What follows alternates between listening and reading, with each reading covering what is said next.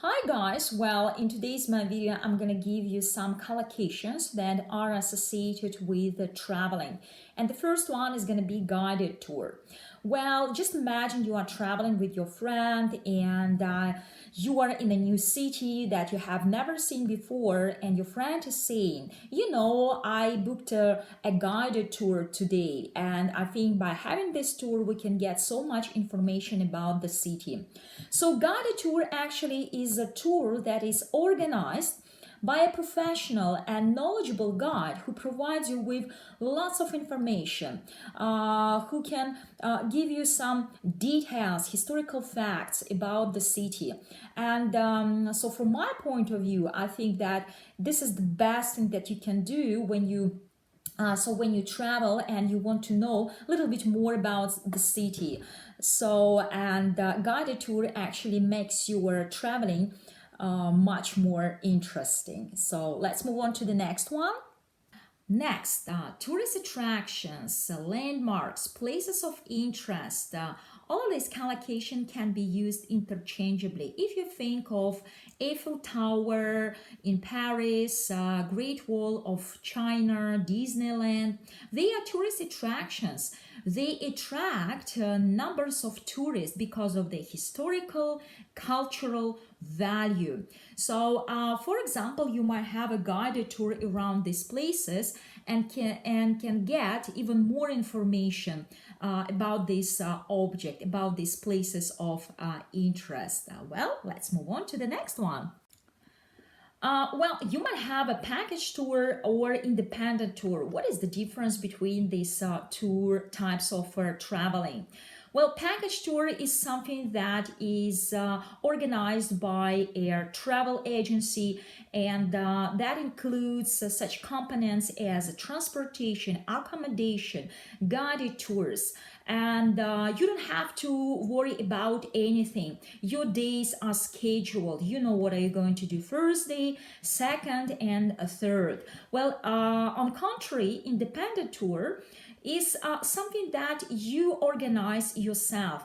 You probably might go online, search some information about reasonable prices where you can stay, and you organize each step of your traveling yourself, and it is called independent tour.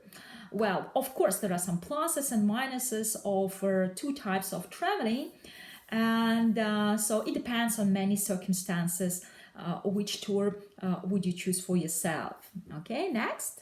Well, when you travel by plane, sometimes you have a chance to book a particular seat. It might be a window seat, which is next to the window, and an aisle seat. Well, an aisle seat is the seat that is actually next to their aisle.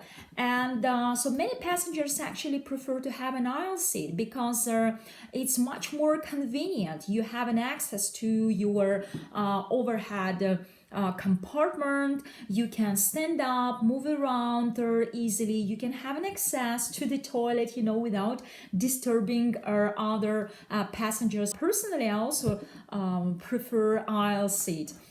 It's for me, it's much more convenient.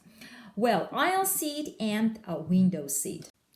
Well, when you travel by plane, sometimes you might have an access to in-flight entertainment. This might be a Wi-Fi connection, you can watch movies, or you can listen to something. It makes your short and long flights much more enjoyable. Connecting flights, what are they? So, for example, you are traveling and there is no direct flight from point A to point B. And what do you have to do? You have to stop over somewhere and wait for your next connecting flight. So this is how it is called when you are when you're traveling, when your trip is long and there is no direct flight. You have two flights and they are called connecting flights. Go sightseeing. Well, again, just imagine that you are traveling with someone and somebody is saying to you, let's go sightseeing. Let's see what the city is like. Go sightseeing actually refers to activity of visiting some popular places, landmarks, or places of interest.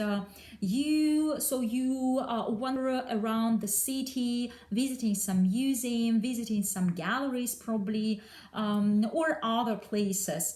So this activity is called go sightseeing.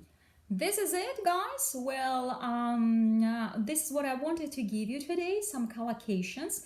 Well, if you have some questions, do not hesitate, ask me, and see you back in my lessons. Bye bye.